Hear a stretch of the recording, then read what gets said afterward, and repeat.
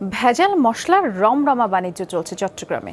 আজও একটি মিলে অভিযানে জব্দ করা হয়েছে ভুসি আর কয়লা মিশ্রিত 900 কেজি ভেজাল মশলা। মিল মালিককে গ্রেফতার করে 1 বছরের কারাদণ্ড দিয়েছে ভ্রাম্যমাণ আদালত। আরও অনেক স্থানেই ভেজালের কারবার চলছে। একাধিকবার অভিযানেও যা বন্ধ হচ্ছে না।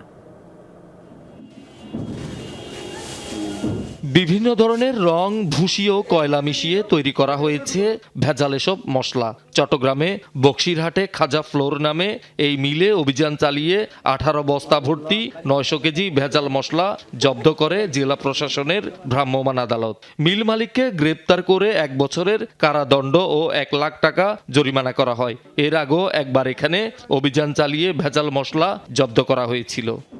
চাউলের গুঁড়ো আনে, তারপর আপনার মরিচ, ভালো মরিচ, খারাপ মরিচ, লাল মরিচও আনে, ফটকা মরিচও আনে, ওইসব আনে। এগুলো একসাথে এখানে আনে, ওই পরিমাণ আবার কালার নিয়ে আসে, ওই কালার নিয়ে আসে, ওগুলো এখানে মিশিংয়ে চোরাই। কি করবো এখন? আমি তো আর একজন না স্যার, আমি না করলে কি আরেক জায়গায় তো করতেছে, পার্টিরা আনতেছে স্যার। আমি ফিশনের মালিক, আমি তো কোনো বিক্রিতে না।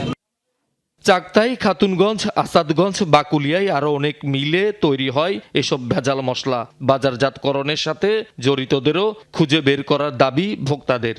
আবার পাত্র পুঁজি দিয়ে এগুলো দিয়ে তৈরি করে, এরকম করলে মানে ক্যান্সার হয়, জীবন নষ্ট হয়ে যায়। মূল মালিক যে পরিচালনা করছেন, ওদের পাশাপাশি যারা এটার সাথে ক্রয় বিক্রয় করে তাদেরকে অ্যারেস্ট করা দরকার। একজনের শাস্তি হলে এরকম 10টা মিল সতর্ক হবে। এ ধরনের সব মিলে অভিযান এবং ভেজাল মশলা ব্যবসায়ীদের চিহ্নিত করে ব্যবস্থা গ্রহণের কথা জানিয়েছে জেলা প্রশাসন।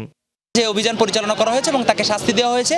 উনি যদি সাজা খাটার পর উনি যদি ভালো না হন, তার বিরুদ্ধে আরো কঠোর ব্যবস্থা নেওয়া হবে। প্রতিষ্ঠানটার সন্ধান পাওয়ার পরে আমরা যে নামগুলো পেয়েছি সেগুলো একেবারে পুঙ্খানুপুঙ্খানুরূপে আমরা তদন্ত করতেছি। পরবর্তীতে এর সাথে সম্পৃক্ত থাকলে তাদেরকে আইনের আওতায় আনা হবে।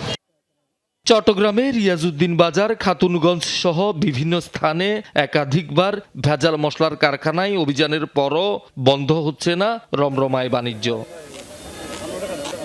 শহীদুল সুমন, যমুনা নিউজ, চট্টগ্রাম।